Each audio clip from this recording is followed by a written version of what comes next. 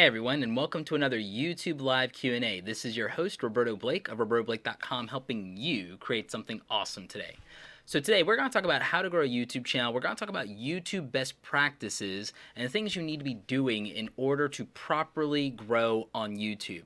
I get a lot of questions around this, so we're going to answer some of those questions a little later in the stream. Right now I'm going to go into best practices like strategy, finding a niche, being unique, go ahead and optimizing your channel with the right features. We're going to talk a little bit about video strategy and playlist when it comes to watch time. We're also going to talk about SEO and whether that's alive or dead. And we're going to talk about branding your content and also some distribution strategies for cross-promoting in other platforms. This is a live stream, so it's not like I'm editing or rehearsing. I got a few notes here as far as show notes, but this is going to be a conversation. You guys can feel free to discuss things in chat. If you're watching the replay, you can feel free to discuss in the comment section and also ask questions. And I'll get to the questions part, the Q&A part, a little bit later in the show. Don't forget, we do have a super chat. Anytime a YouTuber you support and that you enjoy the content from is doing a live stream, please remember to support them by donating in Super Chat. Every dollar helps, especially in the age of the adpocalypse, which is still going strong, whether you believe that or not.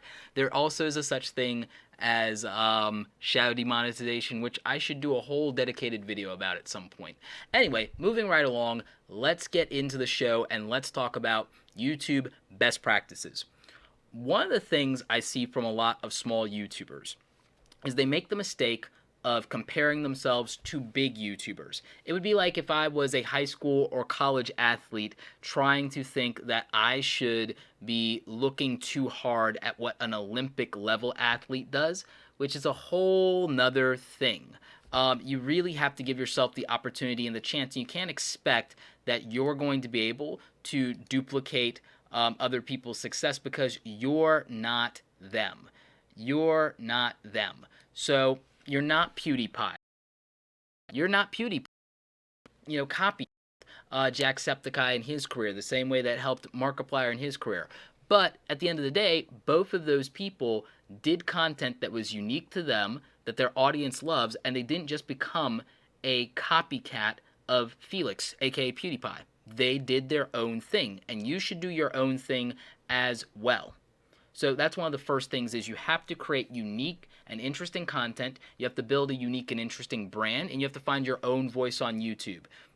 Not every vlogger or YouTube filmmaker is going to be Casey Neistat, and they shouldn't try to be. So, these are all things you just need to take into consideration.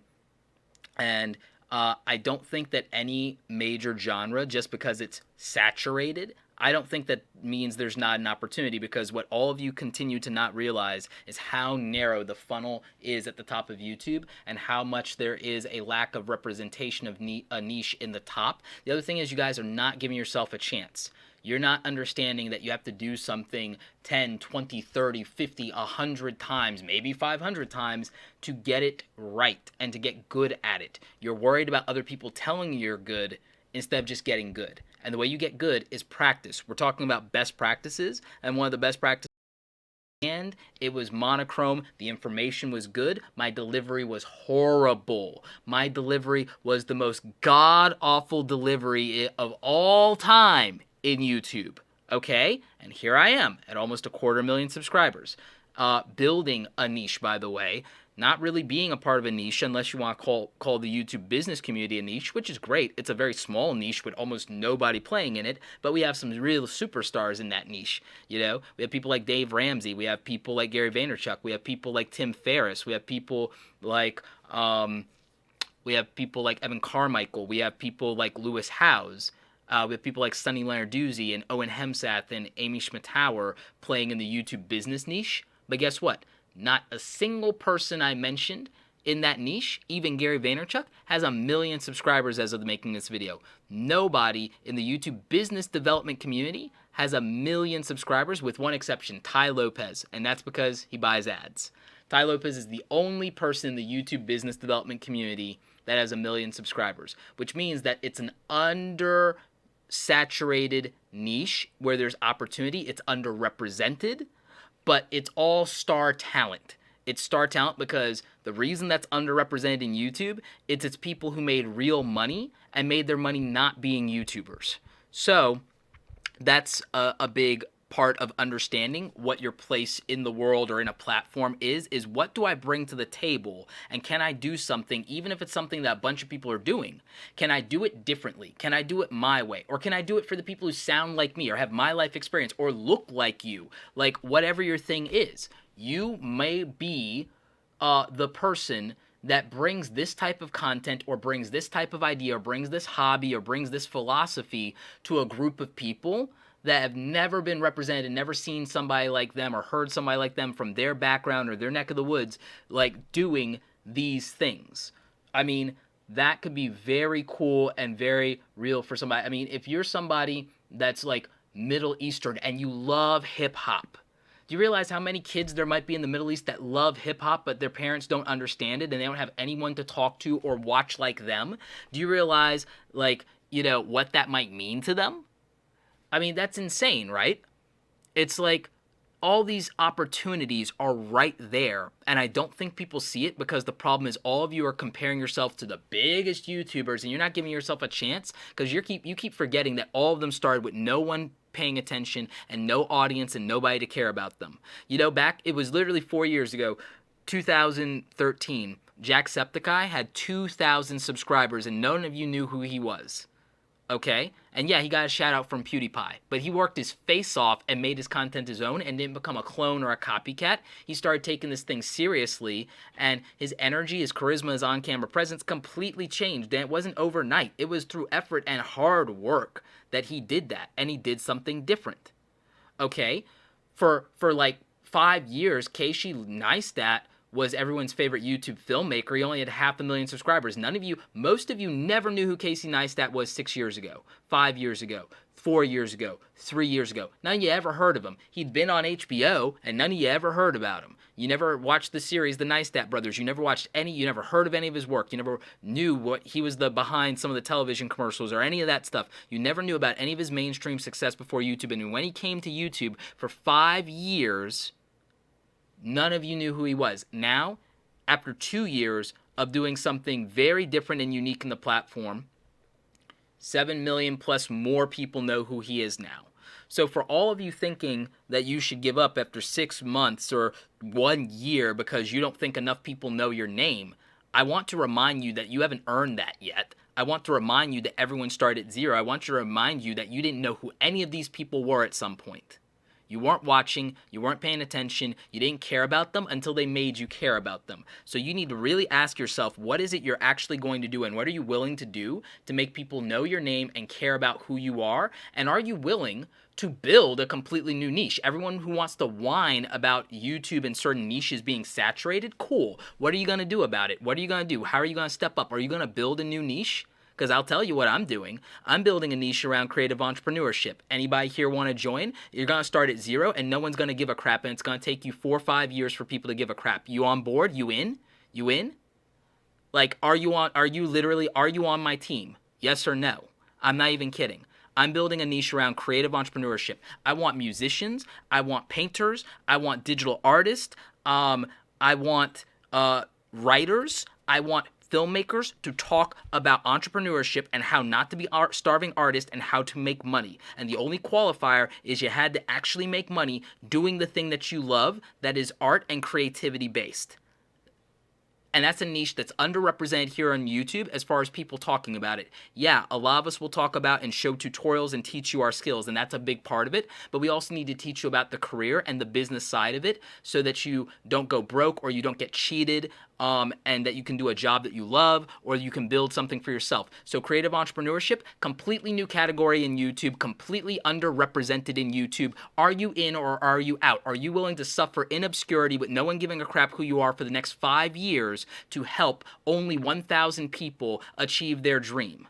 See, that's how you do unique value. See, that's where a lot of people go wrong, is they won't do something like that because they're like, no, I want to be YouTube famous, so I'm going to do pranks or gaming or be a vlogger or something like that, because it's like, Are you, like, you love motorcycles. Are you willing to do an automotive and motorcycle YouTube channel? Because very few of those have 1 million subscribers. Very few of those have 100,000, but they have loyal followings of 10 and 20,000 and 30,000. They have a lot of people who love cars. You have a lot of people who love motorcycles. Are you willing to be part of that? Are you willing to be part of the HVAC and home repair community that works on refrigerators and air conditioning units and those things because it provides an actual service and because people need to know how to do it and save a few bucks? Are you willing to be part of that? Are you willing to be part of the DIY repair community?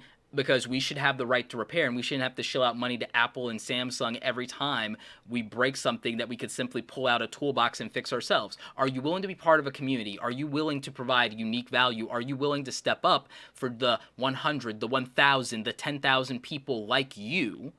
Or are you just here because you selfishly just want to be famous and to have attention because you don't think you have any self-worth or any self-value if 1 million people aren't watching? And that's real talk. But I'm going to get into the tactical part because that was just me going on a philosophical rant for a bit about the nature and the culture of YouTube, which I know you guys enjoy that. But we're going to go to Q&A in a bit, but I'm going to get through some best practices because I want to give you guys real value. I want to give you guys real value. So best practices. When I go to people's YouTube channels in the comments, when they tell me, Roberto, I'm doing everything that you and Tim and Daryl and Amy say, but it's not getting me anywhere and I'm not growing, you know what? I go to their channel and I find out that they lied to me. They lied to my face because I go to the channel and one of the first things I see is they don't have YouTube channel art, or their channel art looks like it was done in Microsoft Paint. And if you're 12 and you're on YouTube, then that's fine.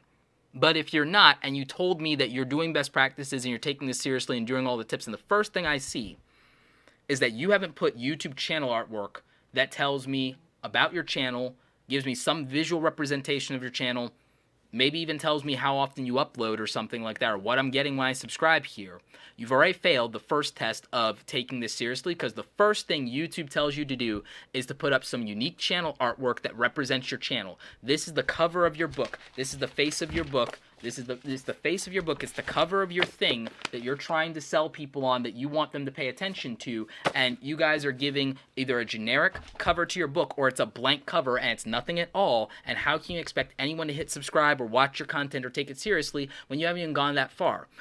A lot of you, sometimes you're not doing custom thumbnail artwork. You're not doing custom thumbnails. You're just letting YouTube pick a random frame out of your video. It shows a lack of effort. How can you say that you're respecting your audience if you're not even going to take a few minutes to put together something to represent this content or to tell them what they're getting? So you see, these are some of the things with best practices that you have to do. You have to optimize your channel artwork. You have to pick out channel tags. How does YouTube know what your channel's about? Did you pick a category for it? Did you pick people in blogs? Did you pick automotive? Did you pick DIY? Did you pick technology? What is your YouTube channel about? Pick a category. Give it some more context. Put channel keywords. Go to the advanced settings. Put in channel keywords and tell YouTube what your channel is actually about by doing these tags. And then some of you don't fill out the about section. What if I see you in a comment and I hover over your name? I don't know what your channel is about, so why would I click over to it? Especially if you're asking for, oh, subscribe to my channel, or hey, I make videos about blah, blah, blah. Like, I hover over your thing. You haven't even put any effort to tell me what your thing is about. Or it has something in there in the about section that makes no sense and doesn't make me want to be a subscriber. Write an actual about section. Write something meaningful and interesting. And by the way, stop commenting in people's comments and asking them to subscribe to your channel. They didn't come to the person's comment section for you to self-promote. They came here to talk about the thing that they actually care about and that they actually spent time watching. You're disrespecting the content creator, but beyond that, you're disrespecting their audience because you're shilling something to them that they didn't ask for. And if you're not going to respect someone else's audience and community, you can't expect anyone to respect you or respect yours. It's literally the golden rule. Treat other people the way you'd want to be treated. And so people doing that, I'm going to call shenanigans on it. It's crap. So sub for sub, you're doing sub for sub, I'm sorry. You are literally doing the wrong thing. Who am I to tell you and everything like that? Someone who's not going to subscribe to you. I'm the customer. We like to say the customer is always right. I don't fully believe that, but I'll use it in this case. So yeah. As someone who's consuming, I don't go to someone's YouTube comment section to see sub for sub, guys. I go to someone's YouTube comment section to interact with the coolest or smartest or dopest person in that comment section and have a back and forth, just like I would go to a bar or a restaurant or a lounge or a club or an event, and I would want to chat people up. Same difference. Be the coolest guy or gal in somebody's comment section. You'll get a lot further. Doing sub for sub, you're not going to really get anywhere. You're going to get a number that doesn't do anything for you, that strokes your ego or fills this void that you have gaping in yourself that needs something to validate attention, to say that you're a worthwhile human being. And the reality is it's going to be very fickle and it's not going to be helpful. That number should not be doing anything for you emotionally, because there's a bigger problem if it is. Again, rant, high horse, yada yada, moving on. Best practices. Okay, so a lot of people, I go to their YouTube channel and it has either the generic thing that looks like a feed, it looks like a Facebook wall, or it has nothing at all because they're not doing the simple thing of channel sections. What are channel sections? Well, I'm glad you asked. Let me go ahead and pull up YouTube and I'll show you what channel sections look like. So let's switch over screens here. Minimize my notes. And transition. Boom. All right. So channel sections. Channel sections and featured content. 1. I set up featured content so that for returning subscribers, you get my latest videos. Right now, bunch of tutorials. I'm on a tutorial binge right now. One, because I'm filming stuff for my upcoming online courses on personal branding, and also a YouTube course that I'm working on. And I'm also working on a few other projects. I'm also launching 2 other channels that are completely different. That'll be like a once a week thing or a once in a while thing. But for new visitors, I have my YouTube channel trailer. A lot of you don't realize that YouTube promotes this YouTube channel trailer, which I'm filming a new one, by the way. I'm editing that. That promotes your channel. It's literally like a movie trailer or a television show commercial, and YouTube promotes it just like they do paid advertising. You want new subscribers? Cool. Make a YouTube channel trailer. You want people to know what your channel's about? New visitors need to know what your channel is about. So I made a channel trailer for new people, but for recurring people, you get whatever I just recently uploaded. The next thing I do is I have these sections, and you see that YouTube says you can add a section. You can add a section, and you can either pick an existing playlist, you can pick your uploads, you can, post whatever's live now, your past live streams, whatever, and it will show up in this section. Real quick, just for fun, I'll tell it to go ahead and display my previous live streams, and boom, you see that that's what would come up, right? If I tell it to do something else, then I can tell it to put my recent uploads. All right, and you see that it'll do my recent uploads. I can have it, I can have it do playlist of playlist. I can have it do multiple playlists. So you can do all those things. So you can add sections to your YouTube channel on the homepage. Here, I've got the vlogs and the motivation and the rants. I've got my entrepreneurship and personal branding stuff. I've got my how to grow a YouTube channel content, which is mostly Fridays. But now, if something relates to YouTube, I'm incorporating it into this. And again, I used to have a schedule where all of this was a Monday through Sunday thing, and now I'm just I'm off the schedule thing, and I'm just gonna literally upload whatever I want that I think is valuable, and I'm gonna make it so unpredictable that I'll start making you guys watch every day instead of skipping days. So you'll have to come back every day to see what I'm up to instead of it being a cohesive schedule. But that's me. I did a schedule for 2 or 3 years, and it worked out really well for me. Now I'm pivoting and making a different route, and I think it's going to go well. Putting your most popular uploads first, that can be helpful because it helps people understand what the strongest value of your channel is and understand that you have, a lot of good content. For me, the next thing I put was, well, what's important to me next is my business, and part of that is public speaking and doing keynotes, and I want more speaking engagements, so I put my speaking engagements next as my next section / playlist.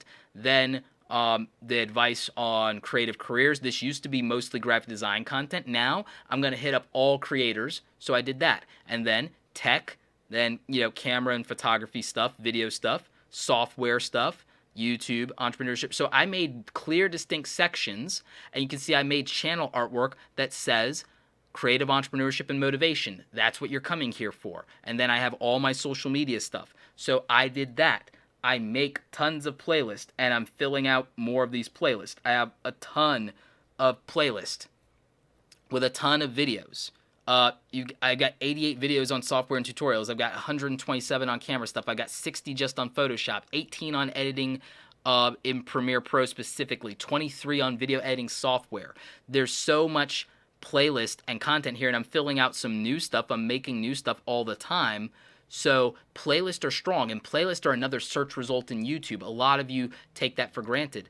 I filled out my about section so that people know what I'm about. If you hover over my name in a comment, it says, I'm a creative entrepreneur, public speaker, and author, educating and motivating creative people and standing up for the future of creativity. And I talk about this community being about empowering creative people to live their lives and their careers. And so, here's how to know if this channel is for you. Are you a creative person? Have you ever wanted to run your business?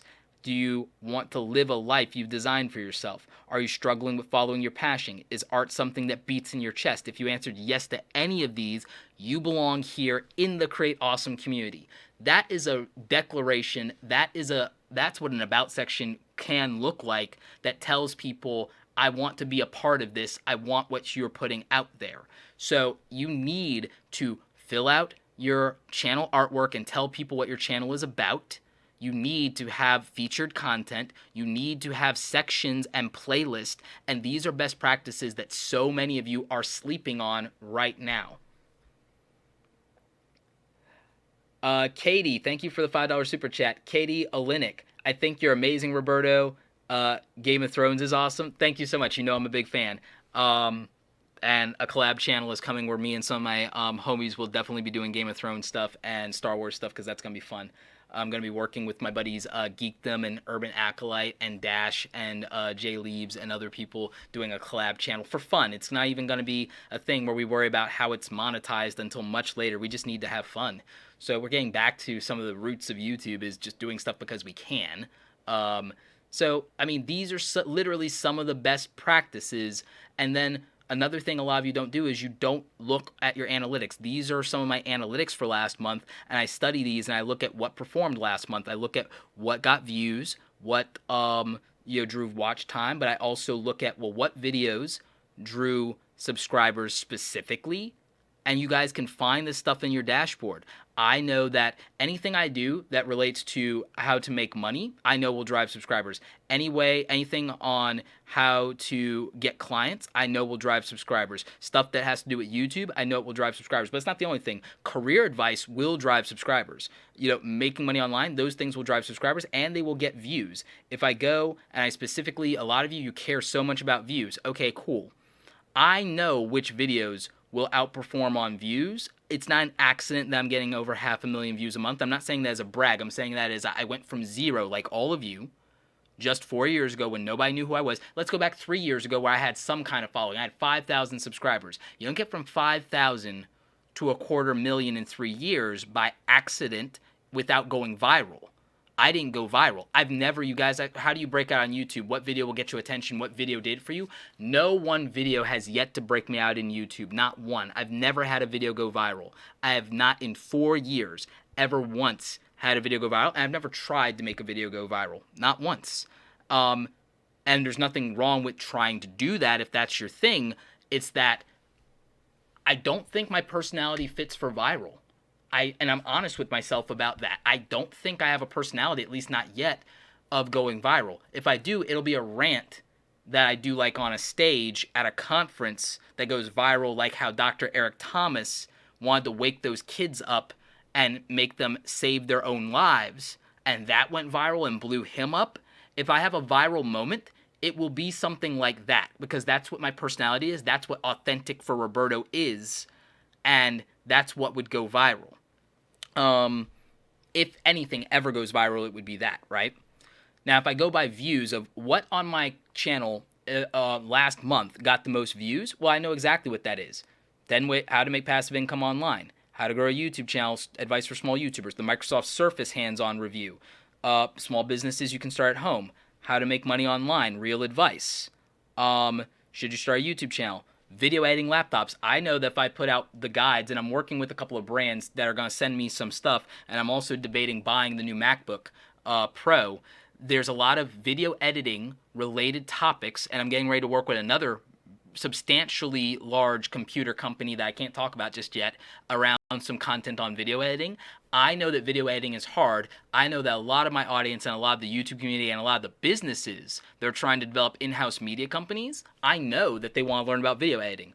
The only reason I haven't put out more video editing related content yet is there's some content that I'm holding because I've worked out deals that are just taking a little while for us to get some of the stuff together with companies that have an interest in that. So I'm holding some content in reserve because in working with these companies, they're going to be able to retweet this stuff. They're going to be able to share this stuff. It's going to get even more exposure because we're working together. So working with brands, even if you take no money, that could grow you because you can get more exposure to the audience through a large brand retweeting you. So mentioning a brand, doing a review of something you already own, and mentioning a brand, doing a software app, and they might have a few thousand subscribers, that could help you a lot, especially in the beginning.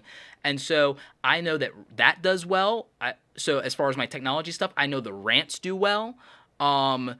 I know that a lot of the design topics, especially stuff where I show software, that performs well. The Premiere tutorials do well.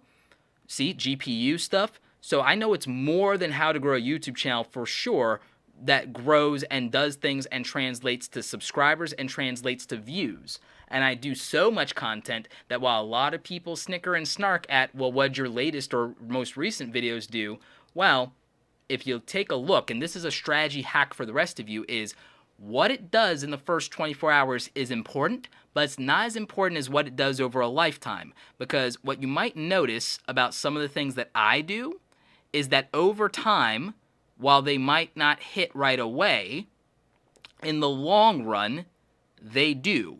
And it adds up and it stacks. And more importantly, because this content is evergreen, my secret to getting roughly 10,000 new subscribers a month is I have so many videos that might get me another 10 subscribers, 20 subscribers a day. The math just stacks. When I talk about view stacking, this is what I'm talking about. It's cumulative channel-wide views that actually give you authority in the algorithm beyond just individual videos. And so a video might not do well today, but what if it does well later? Because I'll show you guys a secret. I don't know if I've ever shared this with you guys. I'm going to show you the one video on my channel that has almost 1 million views. I'm going to show you the data behind this when I'm talking about best practices. So this video that I did a year ago, I'll show you a secret using TubeBuddy, my secret weapon, surrounding this video's data. In the first 48 hours of this video's existence, it only got 3,000 views. 3,450 views in the first 48 hours, the first 2 days this video existed. Went ahead and it only got 3,000 views. So when I talk about best practices, this is what I'm talking about. So that was May 2016. You might think that your video is not going to be successful. But what you don't understand is the video lasts a lifetime. And so a video that I could say, oh, it only got 3,000 views, it must suck, people may not like it, eventually got 905,000 views. And you know what's one of the things I changed right about here in the middle of the life cycle of this video? This video had been around for about 6 months, and you can see that it didn't do a lot. You know what I did? I changed and I updated these tags to all rank in TubeBuddy. I changed to the thumbnail that you saw at the beginning there that has, you know, the coins and has the better artwork and everything like that. Because before, it was just a frame in the video. It was something like this and it had text on it. It was the laziest thumbnail that I could have possibly made for it. I changed the thumbnail and then all of a sudden, I optimized it for the tags in TubeBuddy, and then it actually started to perform, and then it got to like 100,000 subscribers in like 100,000 views in like 2 months after doing that. And then over the course of the next couple of months, it just kept getting tens of thousands of more views, and now it's almost up to 1 million views. But for the first 6 months of the video, it did next to nothing, and in the first day, it did next to nothing. And this video It's getting over 1,000 new watches every single day. It's getting tens of thousands of new views every month. And it's all adding up. And it's insane. You have no idea what one video can do. You have no idea what one video can do.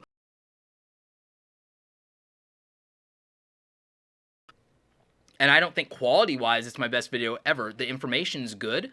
I can do a video literally tomorrow that on the same topic and talk about 16 ways to make passive income online or 16 ways to make money online that should be better than this. I can't guarantee it will perform nearly as good. I'd have to give it a year and see what happens. That's called patience. Patience is one of the best practices for YouTube, overwhelmingly, that is underrated. But you saw what I did. You saw that a good thumbnail using TubeBuddy changed that video for me forever and made it a video that could get 1 million views. And so that is real nowadays. And so I think that matters. Everyone's, how do I stand out in a saturated? Do something different. If you're worried about saturation, show up. All right, everybody who's worried about saturation, we're going to go to some Q&A. Everybody who says, I'm worried about saturation, throw me a niche. I doubt you'll do it. I really do, but prove me wrong. I'll give you advice. I will tell you, for any saturated niche in YouTube, I will tell you exactly what I would do and why I would crush it there and why I would stand out and break out and how I'd be different. And again, part of it is working my butt off for 2 to 5 years, doing that content every single day, being daily, or going to 5 days a week, and I'll tell you exactly, well, not any of you, there will be like literally 1% of you that'll do it and you'll crush it and you'll get a silver play button. I doubt any of you are going to do it because it's 3 to 5 years of showing up every day, and I doubt you're going to do it, but I'll tell you. I literally will tell you. All right, gaming niche. Easy, easy. I make a gaming show, right? Literally, how do I break out as a YouTube gamer? Cool. I go in, I do Throwback Thursdays, retro gaming, and I do best video games and top 10 list of games from the 90s, the 80s, the 70s. I literally do a YouTube mini-series where I vlog myself going to arcades. I literally would do a YouTube mini-series of 5 or 10 episodes, and I would go to arcades, and I would play old school machines, and I would play pinball because nobody's doing it. It's different. I would do pinball and claw machines, and I would do that. I would do a YouTube gaming vlog, and I would go to freaking Chuck E. Cheese. That's what I would do. And then, you know what else I would do? I would go to the flea market, and I would literally do a mini-series where I go to a flea market, and I do a real achievement hunter, and I go on a quest to buy every one of the, I do a 5 or 10 episode series where I'm hunting down an original Sega Genesis Master System, where I'm hunting down an original Nintendo, where I'm hunting down a Super Nintendo, where I'm hunting down a Super Famicom, where I'm hunting down a Sega Saturn, and it's like, and I make it a mini series, and I make it a quest. And so what I would do that's different in the gaming niche is I would literally just do 5 and 10 episode mini series of different things, and I don't even have to do Let's Plays. I literally do it about gaming life. I would be a real-life gamer, and I would literally make vlogs about being a Let's Play videos because nobody is really doing that, and I would make mini-series because then people would binge watch my mini-series, and I would be dropping them like Netflix because that model doesn't exist. I would be making shows and making mini-series and things that don't exist, and I would just be producing that content because it's called a channel, so I would just be making shows. I would make series. Why does that work? Look at Soul on YouTube. They just make series. Look at crack.com on YouTube. They just make series. That's how I beat it in the gaming niche. Scrapbooking. Scrapbooking isn't saturated. You know how I break out in scrapbooking? I do massively good cinematography. I borrow from Casey Neistat in the sense that I become the Casey Neistat of scrapbooking, and I make the most epic produced scrapbooking videos of all time, and I vlog the things that I'm going to take memories of and then put them together in the scrapbook and make it that. I turn it into short films. That's how I break out in scrapbooking. That's how I win there. So that's how I do it. So there you go. Gaming and scrapbooking. Boom, boom, boom, boom, boom. What else we got? Cooking. We got cooking. Probably go the production values route, or I go a different route, because you can do a couple of things. If it's cooking, I could set up a GoPro and I could do time lapses and do literally, because one thing I could do is I could do the how-to stuff on the cooking, but the other thing is I could do music video style cooking videos where I use set up 2 GoPros for different camera angles and make highly polished edited music video style time lapses of the dish that I made in the how-to, just so you could see the process in a very entertaining way. And so that's how I would do that and how I would break out. Again, like, nobody's gonna do it. Hair care. For hair care, I would literally approach it with the editing style of a music video in the fast-paced realm, and I would actually probably get interesting and unique music from SoundCloud and make deals with people in SoundCloud, and I would literally take the hair care niche and make it feel like a production, and I would make it feel like a music video, even if it's a tutorial, and I would go that route because I know it would work.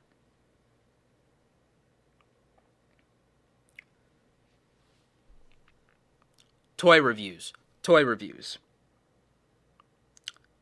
If it's toy reviews, I would actually look at how QVC does their thing and also look at some of the cinematography of that.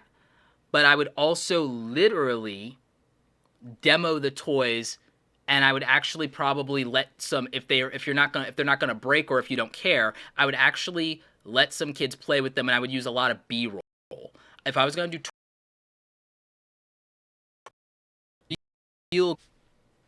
if it's toy reviews that are for older people, by that I mean if it's collectors, if it's if it's collectors, if it's like older people, I'd go that route.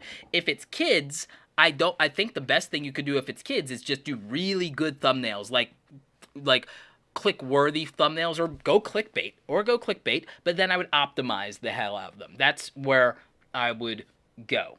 The people for figure reviews, it's literally the same things. Pokemon ROMs, it's another kind of gaming thing, but if it's Pokemon ROMs, I would literally do miniseries, and I would make it an in-character thing, and I would do that. So that's how I would do it. Right now we're in Q&A, which is also partly me ranting and literally telling people how I would do something in their niche that they say is saturated. And so, it's that. Music reviews.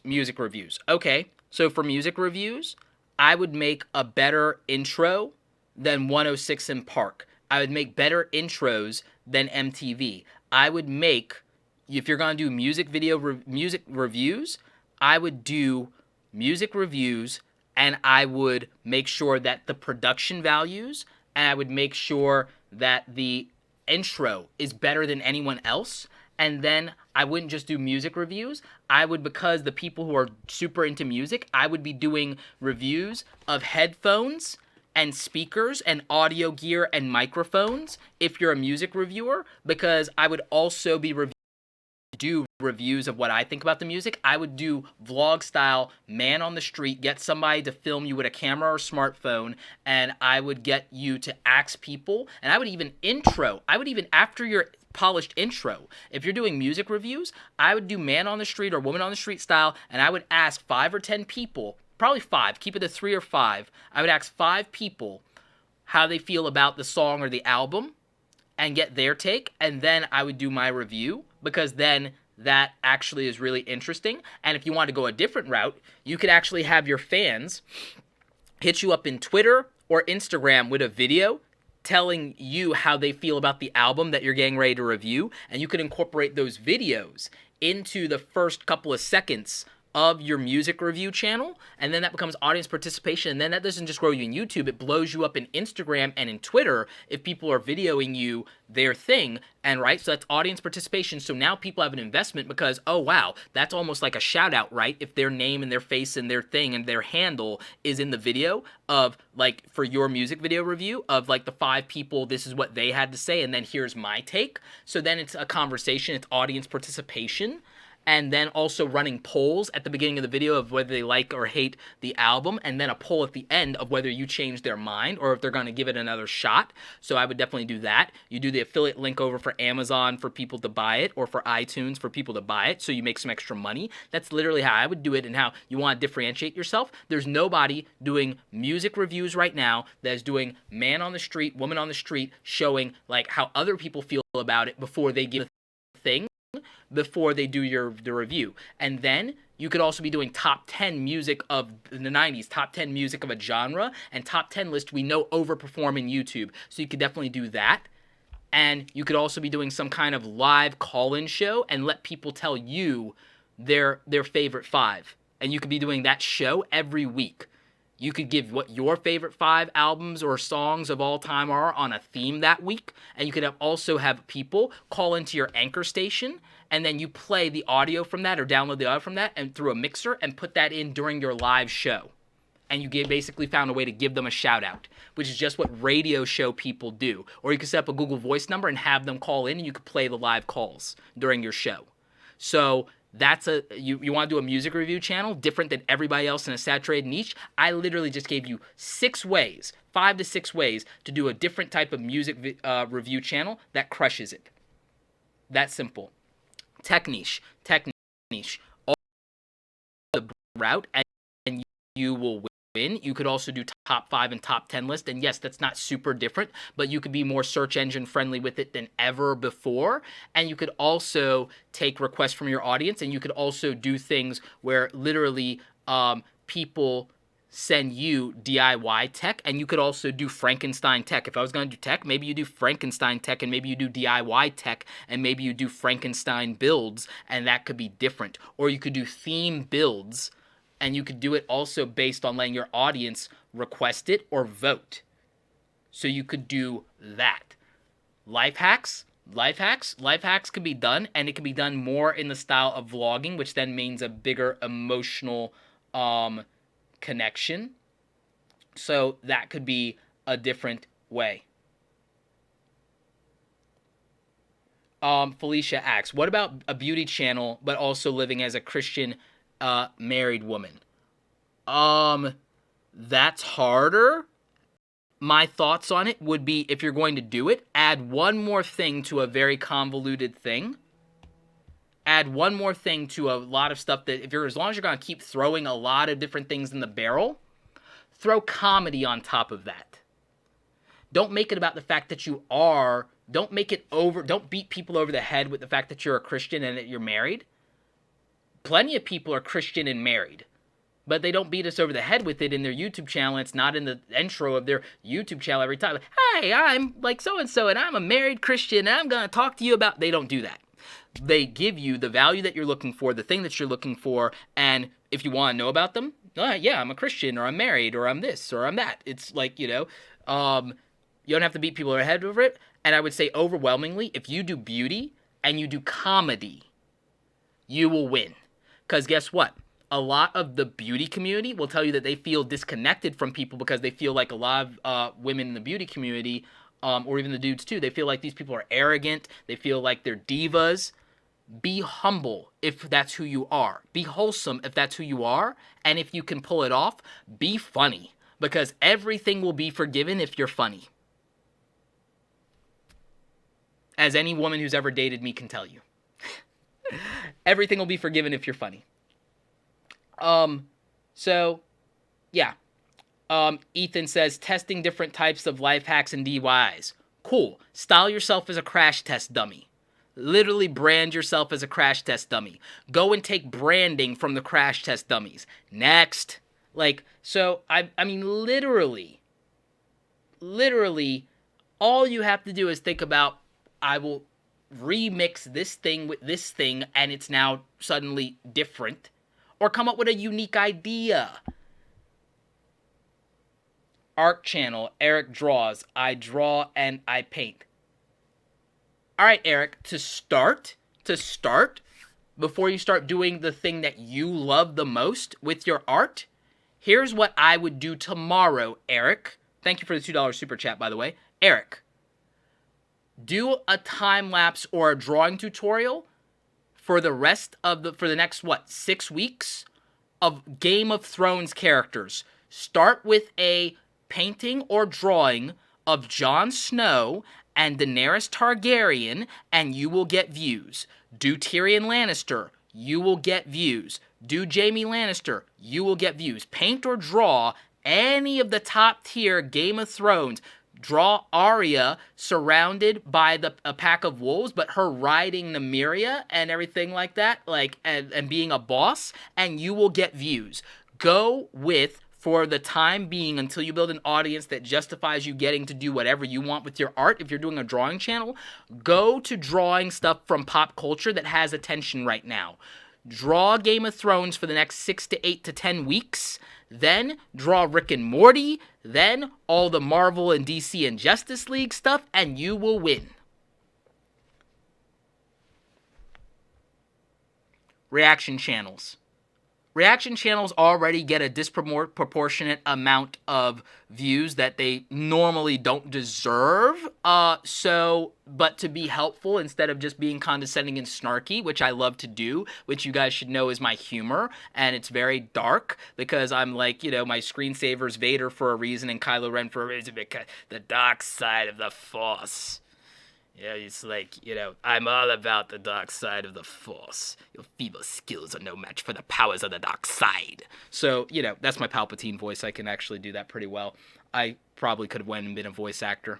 The thing I would do if I was a reaction channel is do what I just did. I would literally, if you want to be different, be Robin Williams. God rest his soul. Rest in peace, Robin. Be Robin Williams. Do voices. Do caricatures. Do caricatures, because then it's not about the reaction. It's about you being a comedian.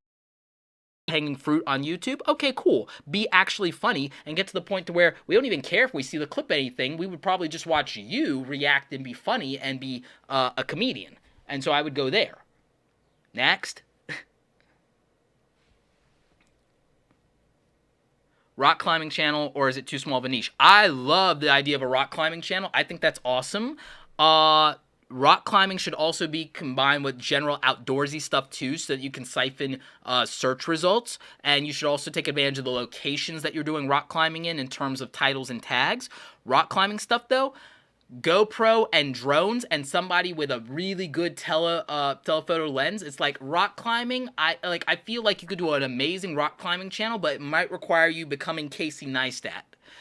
And by that I mean ridiculously high production values. So I like the idea of a rock climbing thing, and I think it could break out, because I might not want to do rock climbing that much aside from indoor rock climbing, but I would watch the hell out of those videos and be having a panic attack watching you, hoping you don't fall. But I would love to see it with the drone stuff and with the GoPro angle and with commentary.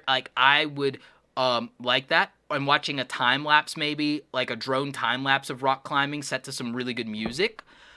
And set to some inspirational narrative, like an inspirational poem or thought or something, and that be the cinematography. Turn rock climbing stuff and almost make short films out of it, and make them motivational short films about the climb and the journey. I would even watch hiking videos about that with a motivational theme that show the wilderness and everything. I would watch that all day. I would binge watch that. So, that's what I would do. Yeah, you leave for a minute, Jay leaves, and you come to Dark Lord Roberto, Darth Roberto, Darth Lord of the Sith. Yeah, you come back to that. You come back to me doing Palpatine voice, which, requires water. You can't really do that without water, but... Manga chat. I like this one. Charlene Ortiz, training. What about a fitness channel that helps people with limitations and disabilities? Obviously, definitely go with the search-friendly part of that, that calls out the specific thing that you're dealing with. A lot of how-to content, that's obvious. But if you want to stand out, overwhelming superior thumbnails, but also thematically have the underlying prospect of motivation as part of the channel's branding. That would be the thing to do.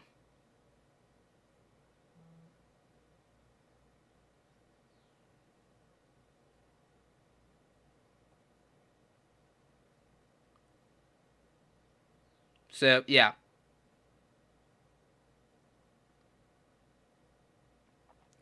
Wonderful Blessed Life says, daily vlogging channel. Everybody's a daily vlogging channel. Do something unique and different. You know what my vlog is? My vlog is called Creative Thoughts. You know why? Because it's about my creative thoughts. Because I'm not Casey Neistat.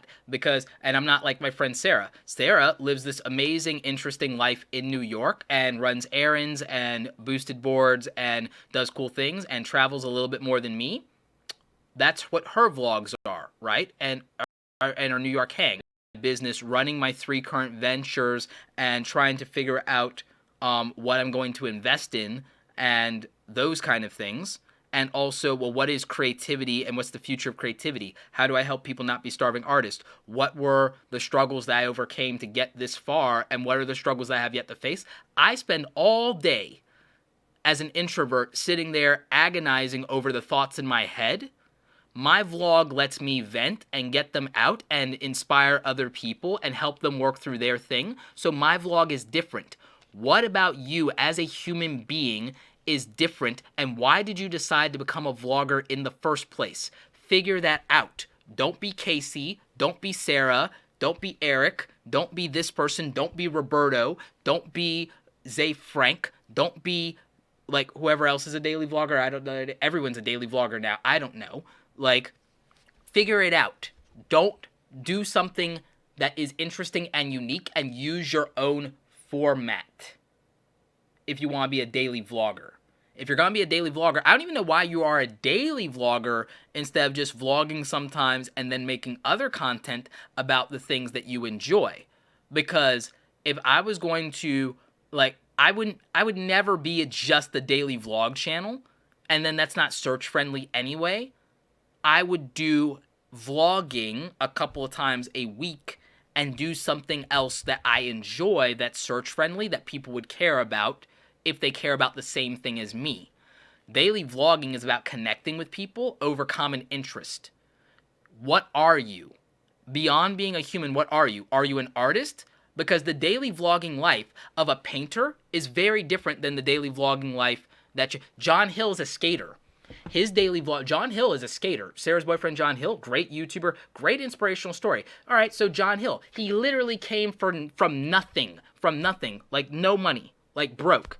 And he made something of himself, and he's a pro skater. But that took years, and he wasn't making money on YouTube at first. And he just vlogged his life for years and did the thing he loved for years. And he showed the hustle and grind and the building of separate businesses that weren't even skating, they used to get by and to do, like, and he vlogged his life. And it was amazing, and it worked. And today he's a professional skater. He has, I think, a shoe and a skateboard with his name on it at this point. Like, that's real. And almost like, I think, 500,000 subscribers on YouTube? He's crushing it. He's killing it. I predict in 2 years, John Hill will be over 1 million subscribers.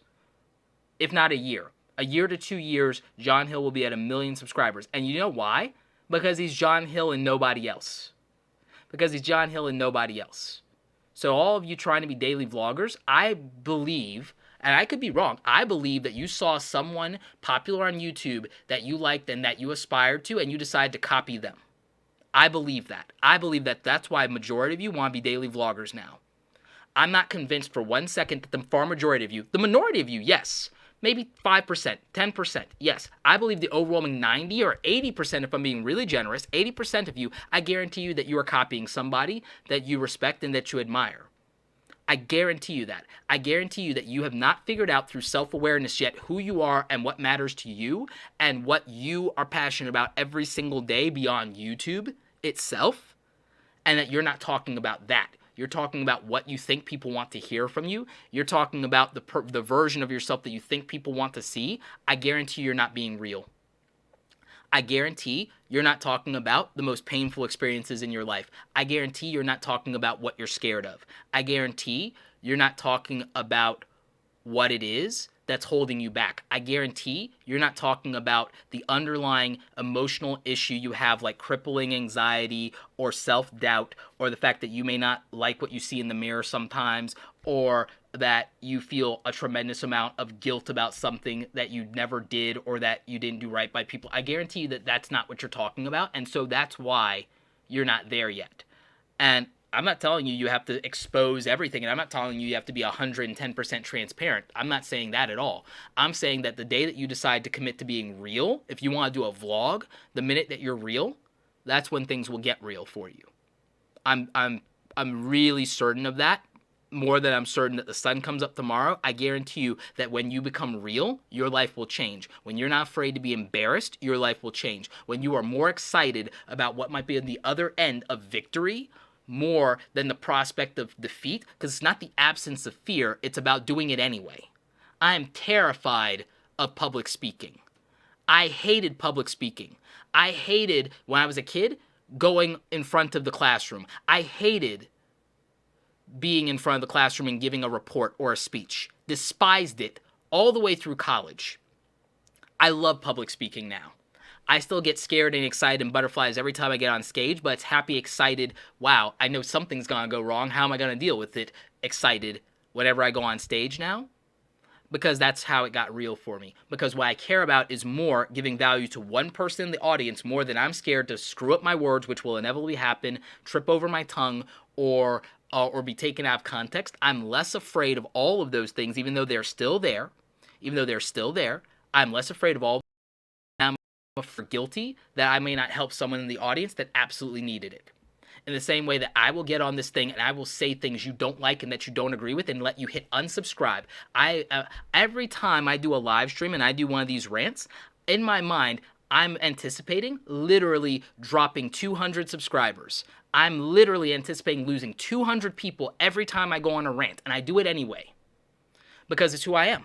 And I'm not going to pivot. And I'm not going to change myself to be more popular or to be liked. I'm not going to do the fake positivity nonsense. I'm not going to be fake thinking that that's how I win, because overwhelmingly in the long run, that's how I lose. Like so many of you, and this is the worst thing I can say. The worst thing I can say is there's so many of you that might be authentically not good at things, and you would probably win more showing up and publicly losing 10% positive that is the case. I think that literally the fail compilation of your life would give you more value, long-term net profit, than your highlight reel. I'm almost positive that that's true. Oh, wow, we got a $10 super chat. Long hair, pretty nails, $10. Thank you so much. Thank you for all you do. Any advice for a nail tutorial channel? My main advice would be probably to produce more content by doing batch filming and batch editing. My additional thing would be to expand beyond nails, possibly look at trends, but really optimize with TubeBuddy. But overwhelmingly, to do a nail channel or a beauty channel successfully, the real kicker is less the production value of the videos themselves initially to get views, even though you need that for retention time. The thumbnails being better than everyone else's through photography. Maybe less so design than photography.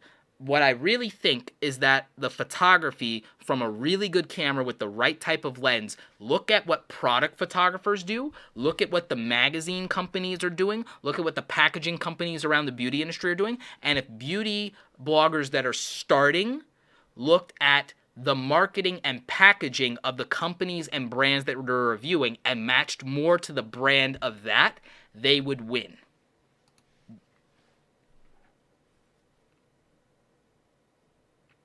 So there is that.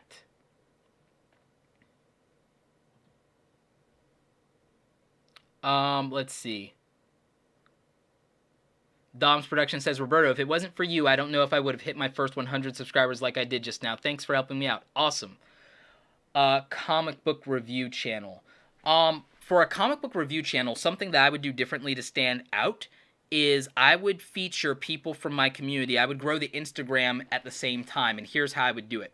I would grow the Instagram at the same time by featuring fan art of the type of comic that you're reviewing from your community or from people at Instagram and give the Instagram artist a shout out and get Instagram artist engaged in your YouTube channel and siphon from Instagram fan art in the comic book community and Instagrammers and comic book people in Facebook and Twitter, and taking the fan art and credited them and shouting them out and giving them some shine. I would do that as a comic book reviewer. The other thing I would do is I would beat everybody on thumbnails by doing photography, by literally buying a bunch of copies of the comics or whatever, and I would be doing great photography for the thumbnails, or I would do really superior graphic design. But more than anything, I'd probably be doing overwhelmingly good photography using the comic books. My background and backdrop would also probably be making a background, which is, it's been done to death, but the background of comic book artwork. I would do the background of comic book artwork. Or I would like let people in the comments get excited about that. So that's how I would do that. Roland Takayako, I hope I'm pronouncing that right. Thank you for the $5 super chat, my friend. Lucian Efib, thank you. Does the age of your channel matter when it comes to tag rankings? No. No. Doesn't matter. If anything, an older channel probably has legacy bugs and it probably hurts more.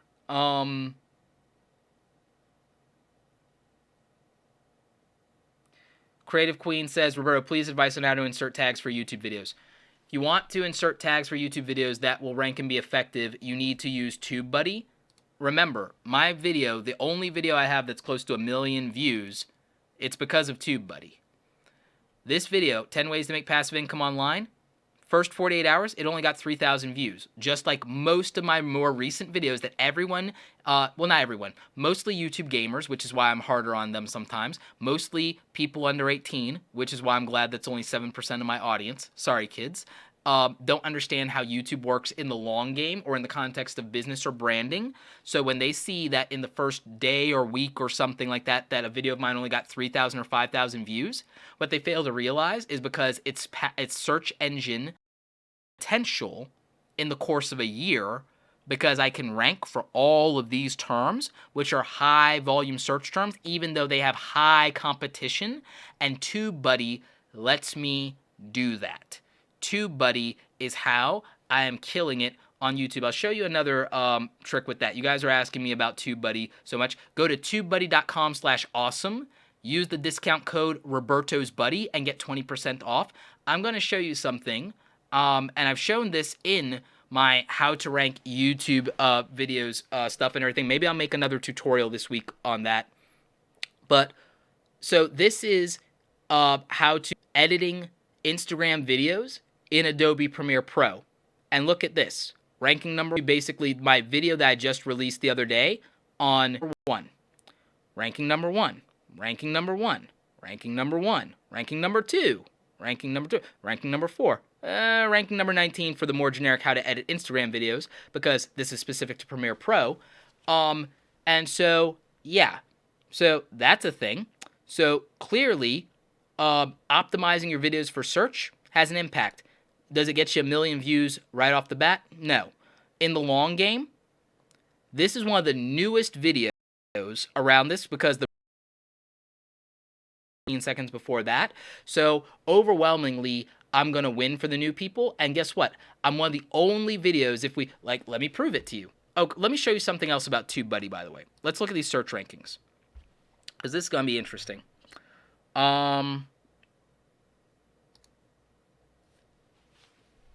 So this is doing really well for me, and I'm going to show you something. If I type in how to edit Instagram videos in Premiere Pro, and again, yeah, this is like mine, so maybe I get a bump there, but like I'm making a point. 100,000 views on that. I'm ranking right under them. Here's somebody with many more views with me, ranking over them. Somebody with 250,000 views on it, ranking over them. But that's Instagram stories, which I'm going to do a video about that this week too.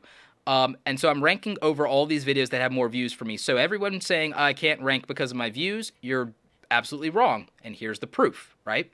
So there's that part of it. if I use, let me copy this. If I use in TubeBuddy the Explorer tag Explorer, and I punch this in. So first of all, competition. So that means, oh yeah, I was able to rank for it overwhelmingly, right? But you say, oh, well, low search volume. In the context of YouTube, low search volume could still be 100,000 searches a month because there are so many billions of, there's like a billion people using YouTube. So YouTube's version of low search volume could be 100,000 searches. So low search volume and low competition isn't the worst thing. Let's look at how to edit Instagram videos in Premiere and see what happens with, like, when it's not Premiere Pro. Let's see what happens. Low search volume ranking, and I own that. More competitive, probably with a higher search volume. And guess what? Because I went Premiere Pro, I could probably rank for more videos. Oh, average competition, low search volume. But it's so specific that in the long run, and Instagram's blowing up right now, by the way, I will win there. So how do I, figure out TubeBuddy? I do stuff like this. Let's see.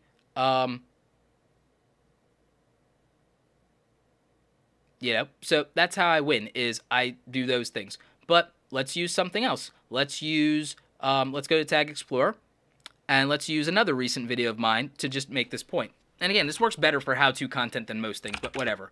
How to make custom YouTube thumbnails.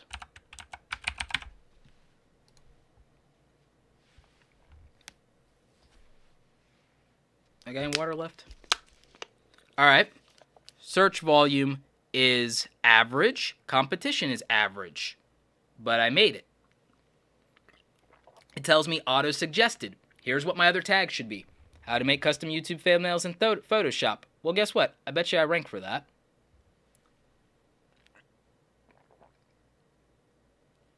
Yeah, and guess what?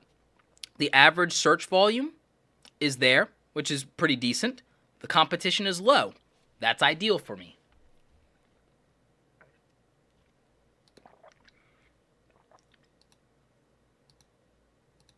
And it gives a summary, so I could probably use, other of these. So that helps. So that's how you use TubeBuddy. TubeBuddy.com/awesome. Links in the description. Use code Roberto'sBuddy to get 20% off. And that is, an affiliate link, so that helps out the channel, but it helps you out at no additional. You get 20% off. But that's how you use TubeBuddy to rank, and that's what I did. And then, that's working for me. And again, the fact that I have closed captions makes me stand out compared to all these other videos. So international people, people who are differently abled, they're going to see that I have closed captions like I do on the majority of my videos. If you look at my videos, I need to add it to this speaking engagement now that I think about it. And I use rev.com. I pay money for that. Every YouTube video that I do, I start out financially in the hole on every single YouTube video, aside from the live streams, because I close caption them and I pay out of pocket to do that. I don't just use the auto closed captioning. I pay the first day of the video. I pay money to have it closed caption. I start making $0 on every single video that I make for you. Every single video that I make for you, I start making $0 because I have to work my way out of the hole on the content, and my content is usually longer. So I start every video $5 to $30 in the hole before I make a profit on the video. That's how much I believe in my content, and that's why when I say I don't care about views, and everyone says, oh yeah, that's just an excuse because you're not getting the views or whatever, someone who really doesn't care about views starting $5 to $30 in the hole. Put that into context. Put it into context. I take an upfront loss on every single piece of content that I do. That's how much I believe in the content that I do, instead of just making the content that I know will do this number, and this number, and this number, and this number. I make content that maybe right now, only 3,000 people today need to figure that out. Maybe only 7,000 need to figure it out. Maybe only 1,000 people can afford this camera content. It'll stand on its own merits. It will be there when someone needs it. I will make my money on it eventually back. More importantly, I will continue to build my brand. I will continue to build my other businesses, and I will be fine. So all of you can learn something from analyzing your own channel and seeing what's performing and what's not, looking at TubeBuddy, not paying as much attention to big YouTubers who may be ignoring best practices. And please, for the love of God, do best practices. Look at what me and Tim Schmoyer talk about. Look at what Daryl Eves talks about. Look at what Amy and Sunny talk about. Look at what David Walsh and Gideon Shalwick and all these people who are trying to help you. Nick Nimmin, Brian G. Johnson. We're all trying to help you because all of you have something different to offer people. All of you have something different to offer people. That's why we do it. That's why, Brian wrote Tube Ritual. You have something unique to offer people. He wants you to use best practices to help you get there. Brian's a successful marketer. Brian's already made his money. He doesn't need to make it on YouTube. He's already made his money, okay? Amy Schmittauer, Vlog Like a Boss, telling you how to share who you are and tell your stories with online video and become somebody's favorite. Like, Amy's already made her money. Amy has a very successful consultancy. Amy and her fiance Vincenzo run Aftermark. They work with corporate clients. She's a great public speaker, just did Creative Live. She's already made her money. We've already made it outside of YouTube. We just want to help you figure out your thing and help most of you understand you don't have to be YouTube famous.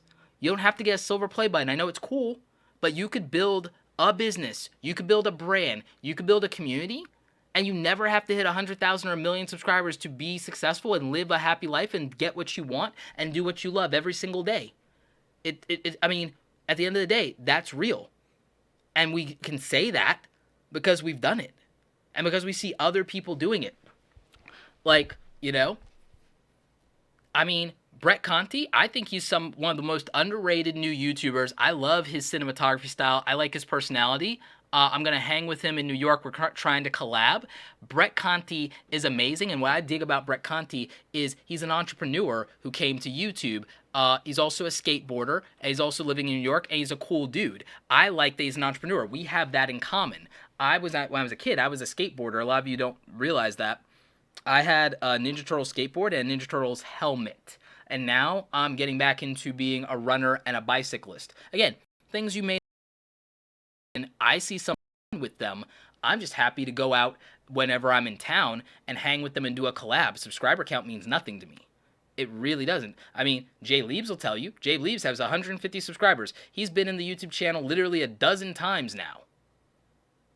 He'll probably be in the YouTube channel a dozen more times when I'm on this trip in New York because he's going to be filming with me and he's going to essentially be my D-Rock while I'm doing speaking because I'm going to be at Name Summit in August, the first week in August, and I'm going to hang out for a couple extra days in New York. I'm going to be there from the 6th to the 10th, and I'm going to be all around Manhattan. I might take a little side trip out to Brooklyn for a while. Might want to see what Craig's up to, or maybe we'll meet up in the city, whatever. But I'm down to collab with people in New York, and I don't really give a crap what their subscriber count is. Why? All I have to do is have something in common with them, have something that I can bond with them over, and believe that they have value to give you guys as an audience. So many of you are chasing the YouTuber dream that you're forgetting at the end of the day that a person watching you is giving you 5 to 10 minutes to an hour of their time that they will never get back. What'd you give them that entitled you to that? What'd you do to earn that 5 minutes of somebody's life that they could have been, doing their job, making money? Why is there no hook shot in Zelda Breath in the Wild? Anyway, I could be doing something else, but I might be watching your video. Why? What was it that connected with me as a human? What was it that connected with me as someone who shares this thing in common with you that was worth 5 minutes of my life? Figure that out, you will win. It is that simple. Clover Tack, thank you, $5. No questions, Roberto, just paying the awesome dues. Thanks for all the help you give everyone. Keep it real. Thank you. We'll definitely keep it real. That's the live thing. Did I want to go back into analytics for something? No, I think I'm good. I'll just go back to the screen. Yeah, so I mean, that's what the deal is. The deal is this. The deal is do something unique and interesting that is enjoyable for other people, as enjoyable for you. 5 years of... It's a room that is about as big as the number of people watching this live stream right now. I'm just doing some of this for context. to like show you guys like speaking on stage. The rooms where I speak on stage like this, these rooms in these auditoriums, whatever the like lowest view count is on my video in a week, the room is less than that size. Okay? I've spoken in rooms, whether it's 20 people, 200 people, or 2,000 people. And a lot of you are complaining about the views that you get on a video and no one noticing you. And I'm going to like my video, by the way, because screw the haters. By the way, little like fun competition contest kind of thing. If we can do like another, like this is going to be fun. This is mostly for fun just to see if you guys will do this. Like, so if we raise another $100 a dab on all my haters, if we do another $100 in super chat before I end the stream. But yeah, when all of you are complaining about not getting the views, those views each represent a human being, a person, right? That is a person that is giving you their time. When I go and I speak on stage, it's individual people. All the people that I answered a question for in the live stream, you guys are individual people. When you get a view, that's a commitment from somebody who said yes to you. Do you realize in real life how hard it is to get a yes from one person? But you're getting a yes from 100 people, 50 people, 20 people, and that's not enough for you somehow. And I want you to take that into context, that if I told you to get on a stage in front of 100 people, you wouldn't say, oh, no one's watching me. You would be like, oh my God, that's a lot of eyeballs. I'm having a panic attack. Like, you'd be doing that if you had to speak in front of 100 people. If I put you in front of 500 people, you'd be terrified. If I put you in front of 10,000 people, the audience that you think you want in YouTube, you'll have a heart attack. Like, maybe not a heart attack, but you'll have a panic attack, maybe. Some of you are really confident, so maybe you'll be fine. I don't know. Like, the idea of, like, I've spoken in front of about maybe 5,000 people before, but 10,000 is just double that, and that terrifies me. If I had to speak in Madison Square Garden, I'd probably have to take a horse tranquilizer beforehand. So, that's real, right? But all of you, like, you so much want 1 million people to pay attention to you, maybe, or 100,000 people to pay attention to you, but are you really valuing and appreciating the 10 that you already have? And so that matters. There's a saying that says, like, he who is faithful in little will be faithful in much. If you're not doing right by the people you have now, what entitles you to more? Why do you want more if you're not doing the best you can with what you currently have? What would then entitle you to more? Would you appreciate it? Would you value it? Would you respect it? See, a lot of people that some of you will criticize and say that they got a big head, you know why? Some of them got success way too soon and didn't have the humility to appreciate what they had, because they went from nothing to something so quickly that they thought that, like, they had God status, right? So that's real. That's something that matters, is progress incrementally, or as John Hill would say, progress every day, progress every day. Like, I believe in that, because every single one of the 1,000 videos I did mattered and was important and got me to where I am today. Every single one of the years of you guys not knowing who I was mattered to make me someone who could earn your respect and earn your time and give you value. I had to suffer through being a starving artist. I had to suffer from getting cheated as a freelancer. I had to suffer from being used and neglected in corporate America to be able to teach you guys how to get better and how to have better than what I had. And that's what matters to me, and that's what means something to me, is making sure that you guys can do better than I was able to do, because I didn't have somebody to help me do better and to teach me what I needed to know when I needed to know it. And part of that, and I respect that. When I was the first year to get to 10,000 subscribers, my content was not that good. The content itself was fine. I'm saying my confidence on camera wasn't good. My speech cadence, not good. My overall style of communication wasn't anything great. And I wasn't comfortable with myself yet. Not because I got 10,000 subscribers. It's partly a coincidence, but it's partly not, is that by the time you've figured out how to get 10,000 subscribers, you've probably figured out how to be comfortable on camera. By the time you've gotten 10,000 subscribers, you've probably figured out editing. By the time you've figured that out, you might have figured out your best performing thumbnail strategy. By the time you've done that, you've figured out enough data to analyze to make decisions that will be better for you. It's just like how you're smarter and faster at everything now than you were 5 or 10 years ago. It really makes such a difference to go through the process. If I handed you success tomorrow, if you won $100,000, you would not be better off than if you earned $100,000. You would be better off earning $100,000 over 5 years than getting it in your hands tomorrow. And I know you don't believe that. The difference is if you got $100,000 tomorrow, maybe you could invest it, maybe you'd be smart, and maybe you could turn 10x that and turn it into $1 million because maybe you're smart.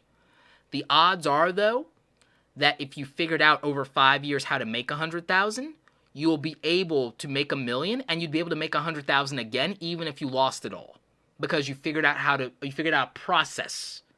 If you don't figure out a process, you're screwed. If you don't figure out a process for creating an outcome, you are screwed. If you only get an outcome and forego a process for replicating that outcome, you're screwed. Like, that's just reality. It's why people win the lottery and go broke, by the way, versus people who build a business. Even if the business goes under, you know what they do? They build another business. Like most of them, like a lot of them, like the ones who build, let me phrase that. If they build a successful business and then something happens, they build another business. Like, so, that's just real to me because I've seen it. I've seen it happen. I mean, you take someone like Sean Parker. Sean Parker has had more public failures than most people in the tech world, and guess what? People keep handing him money because they know he can figure it out, and that on the way to that failure, they will make a lot of money. So, I mean, that's what I would say about it. Eric Brito, Roberto, I use the Explorer tool and I use low competition words. I still don't rank. How can I change this? Look at your descriptions. If you go and you look at the descriptions of my videos, you start to understand why I rank. The descriptions and the tags contextually matching are, important.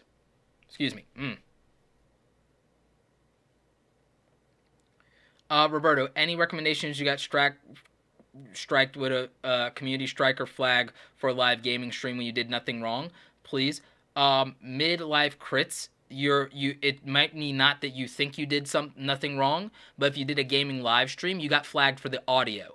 When you're playing a game live, you have to go into the live settings of the game and turn the music off, because all of the companies, the record labels that made a licensing deal with the game, they made it for the game, not for the players. They made the licensing deal with the company, not with the streamers and not with the players. So you actually did do something wrong with regard to copyright. You need to turn the music off during a gaming live stream. If you want music during a gaming live stream, you have to turn the in-game music off. You need to get an Astro mixer, and you need to use a different music source that's royalty-free and loop that music during your game. This is what YouTube gamers get wrong.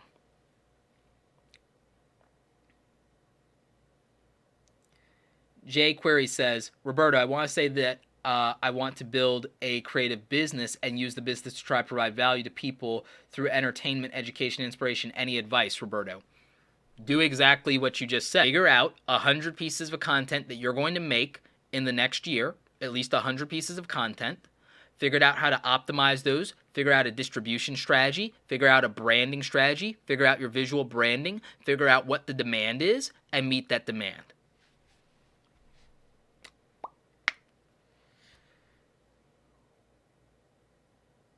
Wolfpack Woodcraft. Yep, you're still ranking. You're still ranking. Yep.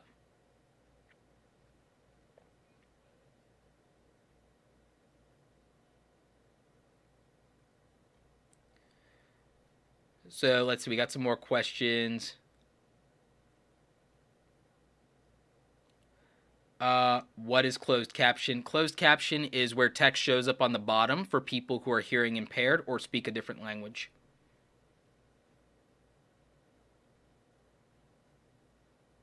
Yeah, it's like subtitles. And the other thing is closed captioning does help with the algorithm a little bit, because the way that that helps, it's long term, but the robot has exactly what your content is about and can figure that out at some point.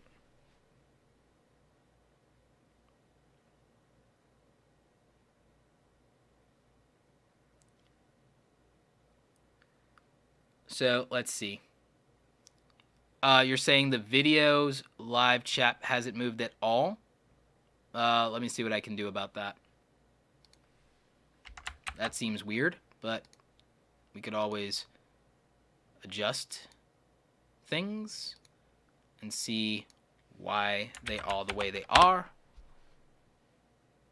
So, yep. Fixed.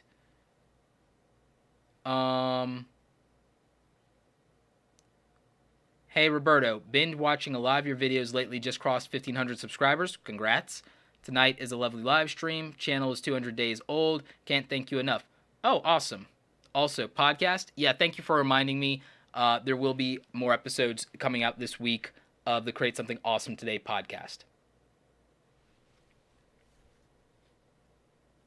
Yeah, guys, we've only hit $10 of that like $100 milestone for me to dab on the haters. So I guess you guys really aren't that interested in it.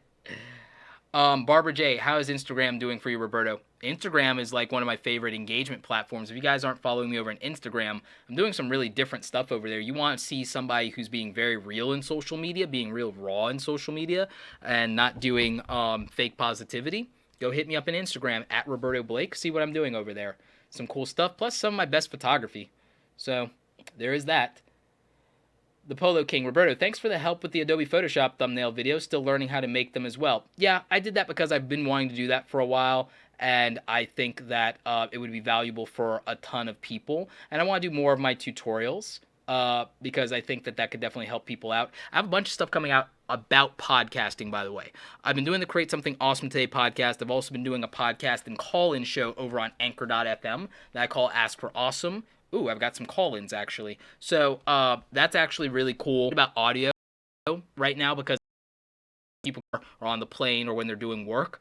So I'm really digging that. I'm actually somewhat more excited about that than I am about video right now, to be honest. But like by 5%. It's literally a 5% difference for me. And it's probably because it's a shiny object to me right now. Getting really pumped for photography again. Instagram's been a big part of that. So there is a lot going on for me in social right now. There are some micro pivots that I'm making in my personal brand. There's a lot of stuff that I'm doing. Also, crash test dummying some new tactics that I want to add to the personal branding course that I've been working on. That's probably going to go into pre-sales in about a month or so. Probably by Labor Day. By Labor Day, optimistically, the personal branding blueprint guide will be out if you guys are interested in developing your online personal brand. It's not going to be cheap, but it'll be cheaper than most things if you buy it on pre-sale versus the launch sale and then final price. So I'm going to try and make it accessible to people, but that's what I'm working on right now. So yeah, that, Instagram, the podcast. Yeah, me and my ADD just doing all the things at once and not focusing on one thing, right? So, you know. Uh, Josie, what would you do with life advice or motivational speaking videos? Josie, if you're only like 20, I wouldn't become a life coach. That's just me, though. As far as motivation, if you've been through something and you think you can inspire and motivate people, by all means, do that, if you can do it well. Tell your true story, tell your true narrative, don't fake anything, don't do any of this rah-rah fluff stuff, and you'll be fine. Be authentic. Colin Bloodworth. Hey, how you doing, Colin? Good to see you. Roberto, you gonna come hang out at the Vlogger House in Salt Lake City next week? Me, Zoe, Adam, Leg River, Caraba?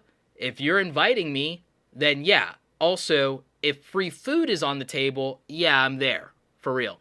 But it's got to be somewhat healthy, because I'm on that right now. Because I'm annoyed because I'm trying to If I seem salty sometimes lately, it's because I'm in a lot of pain from my current workout regimen because I want my washboard abs back. So there is that. That and my calves are always burning now because of all of the running and jogging and bicycling. So if I seem a little salty lately, understand it's that workout life that's doing it. It's the not eating as many sweets as I would like. It's the fit life is making me salty. But I'm better for it. So there is that.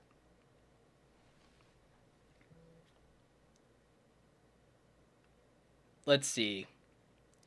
Oh wow, just a lot of people giving love in the chat. Appreciate you guys. Wow, thank you so much. Can someone with a speech disability make a go at YouTube? Joshua Bryan, I super appreciate this question. I think it would be difficult, but I think it depends on the type of content.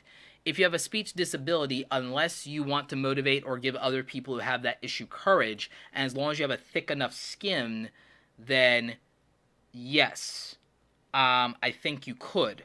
However, I would possibly go a different route. I would go the route that if speaking or verbal communication wasn't my overwhelming skill, I would go visuals. I would video content, overwhelming artistic ability if verbal communication wasn't my strong suit. In the same way that if visual communication wasn't my strong suit, I would stick to more of my if I wasn't good with visuals and editing and technology, I would literally do it like if I wasn't a technology, a futurist, and a practitioner and a designer, I would do what Gary Vee was doing. I would just have to make a bunch of money and then hire people, and I would just always be on, and I would just have them, I'd be the factory of the content, and I'd have them be the gears. So I would figure that out, figure out how to play to your strengths, not be hindered by a weakness.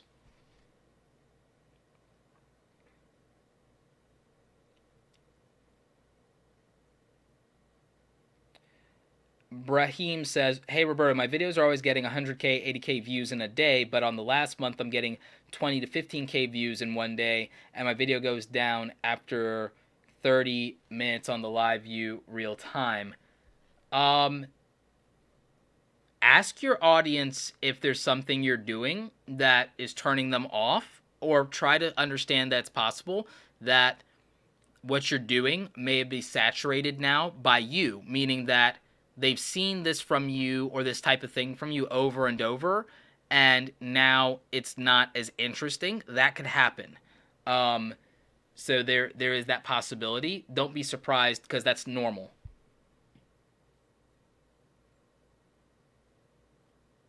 Thank you, Roberto, for everything you do. Oh, thank you so much. Kyle Creed says, how do I know what my Social Blade ranking should be? I have 86 subs and 51,000 views. The answer is to not worry about it. You know, outside of using it as a learning exercise or outside of a vanity goal, I don't care what my Social Blade ranking is. I don't care what my Social Blade ranking is. It's nice knowing that I'm in the top 20,000. It's nice knowing that there's 14,000 people that are the gap between me and Gary Vaynerchuk. Cool. 14,000 steps to go if I wanted to be in the same neighborhood or league from that arbitrary number standpoint as one of my mentors from afar. Cool. But at the end of the day, that's meaningless because that rank changing puts no more money in my bank account, gives me no more of a deeper connection with my community. And the thing is, if it's something that shallow that makes people give a crap about me, how invested in me are they? So, for all of you worrying about what your ranking is, you're worried about the wrong thing. Your ranking doesn't matter to the person that loves you the most. The ranking doesn't matter to your friends and family. It doesn't matter to the person who's going to marry you. It doesn't matter to the person who's going to date you. It doesn't matter to the person. Your ranking doesn't matter to the person who's going to invest in your business. The ranking doesn't matter to the person, the sponsor that's going to hand you money.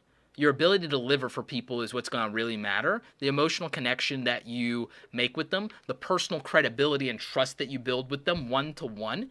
All of you are failing sometimes to realize how little these numbers matter versus the actual relationship that you have with individual people. It's not a 250,000 people, the 250,000 you. Thank you so much, by the way, for subscribing. That's not what's going to, and it's not what has made me successful. What's made me successful is out of those 250,000, the hundreds of you that have been over the last 4 years, clients, has mattered. The dozens of you that then have recommended me to people that gave me other opportunities, that has mattered. The dozens of you that I've built personal friendships with in the real world, or that I've said hi to, or have come up and gotten a hug at like VidCon or something like that, or a handshake, like that connection has mattered. The thousands of you that have attended speaking engagements and have gotten value and have been there and been supportive, that has mattered. The individual relationships that you build online and offline matter overwhelmingly beyond the aggregate number of followers that you have in a platform. Because at the end of the day, it's not 1 million people putting $1 in your pocket. Sorry, it's not. It's like, now granted, if every single subscriber to this channel wanted to put $1 in my pocket, it's like, well, I'll take it, but that doesn't happen. Like, that literally doesn't happen. And so it's the number is much more a vanity number than anything. Now, in the context of an education channel, it's slightly different, because when I look at the 250,000 people, what I think about is wow, I helped a 250,000 people at least with one thing in my lifetime. That puts me overwhelmingly probably in the 1% of all educators ever. And so I look at the number in that context, not as a YouTuber. I look at that number as an educator, as a human being, very differently.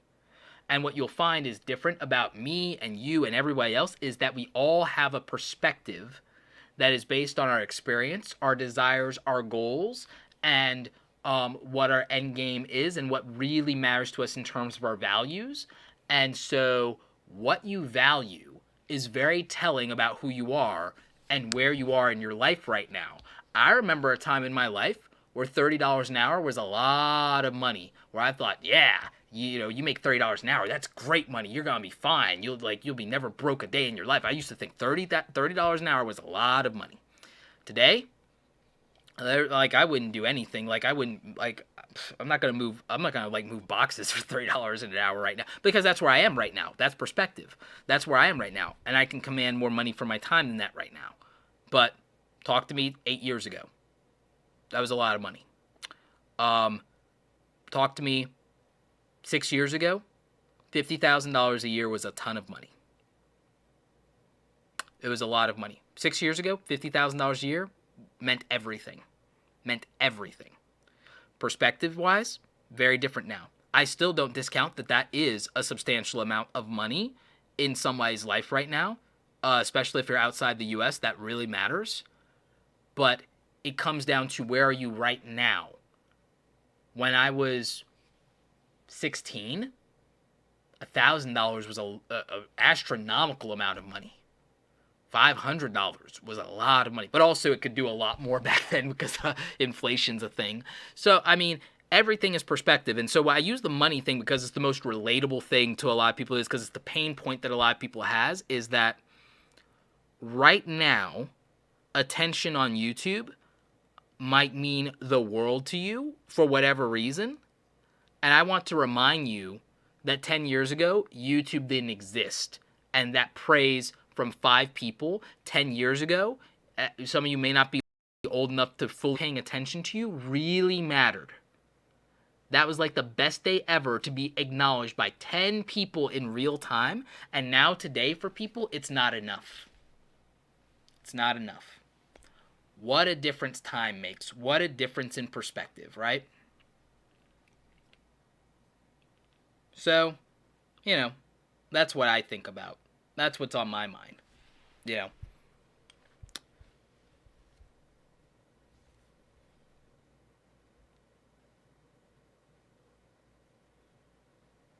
Tanker says, I value money because I have none. Tanker, if I told you that, like, I'm going to borrow this from Gary Vaynerchuk. If I told you that Monday morning was your last day, money wouldn't matter to you. If I told you Monday morning is the last day, if I told you had a year, or if I told you had a year, if I gave you a countdown, money would stop mattering to you immediately because you would realize that, you know, you're gonna die, which is no different than today, tomorrow, and every other day, and yesterday, and everything. Live forever, then, that's a reality. So, in the context of that reality, if you actually put a timer on it, it wouldn't matter to you because your perspective would change. Because once health becomes an issue, and it's not something that can be solved with money. And I say this, because we're running into the anniversary of my grandmother passing last summer, which is interesting to think about, is that changes your perspective. When you have a personal experience with health or death, you start to really think differently about money and legacy and time because it means something else now. And I know that this got super serious, and I'll turn that around in a minute, but I think that's important to acknowledge the finite amount of time that you have, and money is broke too. I didn't have money either. I didn't come from money. I didn't have my parents as a safety net. I didn't have an investor. I didn't borrow money and take out a personal loan. I didn't have jack. So, if you say that money is the reason and blah, blah, blah, and it's not. It's not. You can figure it out. Because it's not. You need money? All right, cool. You need more money. $10,000 a year enough to change your life? Cool. Figure out how to make $30 every day. Every day that you're not at work, every day that you're not, every hour that you're not at work, every day that you're not asleep. In fact, instead of watching this live stream the last hour, you probably could have found a way using the resources of the internet and of your smartphone to have figured out how to make $10, $20, $30 instead of watching me on a live stream, right? And if you did that every single day, not watching my videos, not watching me, because literally I'm like, okay, you're not making money, you're broke. You could unsubscribe to me and everyone else in YouTube and stop watching YouTube. You can figure out what you can sell online. You can take photos, sell stock photos online. You can sell drawings online. You can sell posters and DeviantArt, Cafe Press and Zazzle, all of them. Make t-shirts, put them all up. You could do that. You could literally go downtown and do drawings and sell them for $5 like the people in Times Square do. And you can make $30 a day every hour that you're not sleeping or at your regular day job. You make $30 extra every single day. That's $900 extra a month. That is over $10,000 more dollars a year than you currently make. If you cannot change your life making an extra $30 every day, you have a bigger problem in your education and mentality that you need to address, and you should. And you could look into people and into the financial gurus. You can look into Dave Ramsey. You can look into Tony Robbins. You can look into all these people. You can look into all these people who understand wealth building and figure out why $30 extra a day, $900 extra a month, $10,000 extra dollars a year can't change your life if you're saying that money is your problem. If money is your problem, don't watch content on YouTube anymore. Use that time to monetize it. Find out who will let you move furniture for $30 for the hour that you've been watching me or the 2 hours you've been watching me. Go, rake a yard, mow a lawn, make an extra $30, $50, $60 today, and then your life is different because you made $60 more today than you could have. And replicate that every day. Find everything in your house that you can sell on eBay that you're not going to cry to part with and change your life. And that is literally, and I'm not being condescending, I'm being completely dead honest because that's what it takes. That's what it takes. It takes going to doing what I did when I was a teenager. You know what I did when I was a teenager? When I was a teenager, every single time someone quit Magic the Gathering, I gave them like $10 and I bought their entire big old box of cards, and then I would flip every card one at a time and I would make $100. Every time someone quit Magic the Gathering or Yu-Gi-Oh! When I was a teenager, I would throw them $10 or $20, buy their entire collection, and then I would flip it, one card at a time. And that's how I hustled as a teenager. And when I wasn't mowing lawns, raking leaves, that's what I would do. And that mattered, because I was broke. And so that made a difference. And let me buy hardware and computer stuff and camera stuff. Okay? And that's what I did. I paid for my college cash. I started my adult life with no student loan debts. Because I outworked everyone and got crappy grades in college because I worked 60 hours a week. I worked 60 hours a week to pay for college cash and not start my adult life in debt. Eric asks, Roberto, when did you want to learn you want to be an entrepreneur? When I was 5 years old and I watched DuckTales and I watched Scrooge McDuck. Because at 5 years old, 6 years old, I was drawing comics by hand and selling them for 50 cents to my classmates and making what for a kid at that age was bank.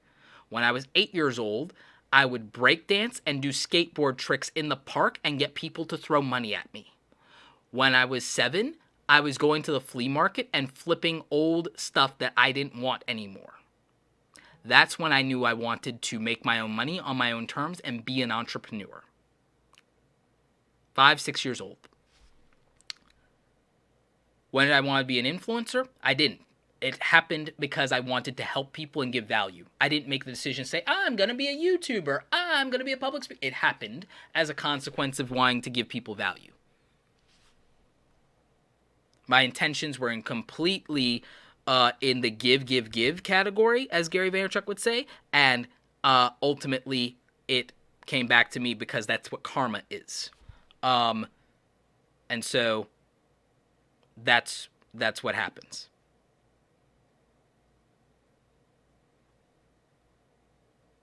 Actually, I still have a ton. I have a box of Magic the Gathering and Yu-Gi-Oh cards here that I literally need to just pay somebody to like sell on eBay for me, and like I'll literally just let them keep 50% because I don't care, but it's just extra money that I could throw at investing in something. I could just buy a cheap penny stock with that money. So I really should just flip some more Yu-Gi-Oh cards.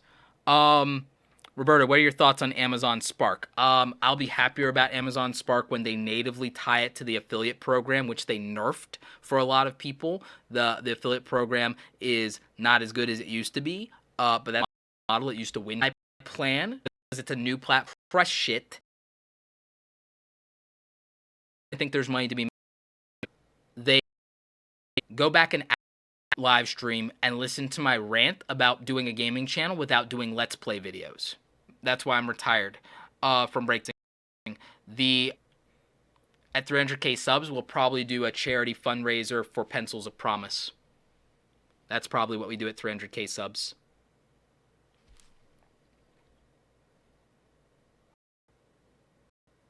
$5K subscriber organization, DIY, or home decor channel. Probably just more content, up to 5 days of content, and look. There's YouTube and how that says specifically.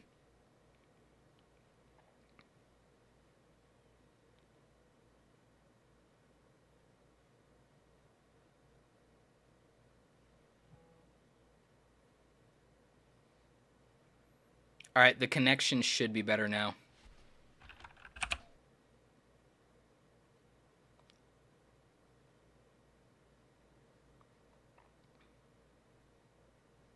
We're probably going to end the stream here soon, mostly just because of the bandwidth buffering issues, and because I want the playback to be good. So, strong series of content, if nothing else. Have featured content. Have a YouTube channel trailer. Do all of those things. Optimize your videos. Put the videos in a playlist. Make good titles, descriptions, and tags. Use TubeBuddy. TubeBuddy.com/awesome. Use code Roberto'sBuddy. 20% off for you. Do that. Make searchable videos. If you're going to do a content strategy, have hub, help, and hero content. 3 types of content. Hero content, big, high production value stuff, big trending stuff. Hub content, content where you make an emotional connection with the audience. And help content, content that's very search engine friendly and related video friendly. Optimize for watch time and retention. Make sure that people are going to watch videos at least partway through. Make sure that you're doing videos that are long enough to get good watch time. Absolutely make good thumbnails. Use YouTube end cards. Use the watermark feature. Do all of the things that YouTube lets you do in the dashboard. Do all of them. Okay? Brand your channel. Make sure it has unique and recognizable visuals. Consider an intro or outro. Consider lower thirds. Have your own background music. Have a distinct logo. Have a good profile picture that makes sense for your stuff. Do all of that. Have a distribution strategy. Get people to share your stuff in social media. Do blog posts. Have a website. do Twitter, do Facebook, use Reddit, use Medium, use Tumblr, use these things, drive shares, and it's not always going to translate to getting traffic to your YouTube video. Build brand awareness, integrate people into your brand beyond just trying to get traffic for your YouTube video. Like I said, maybe feature some of your subscribers asking questions in Instagram video format or Twitter format and put that into the actual video itself so that more people participate and more people share the content, and that's much better than doing a traditional shout out, things that make money. So guys, thank you everybody who questions. You can also hit really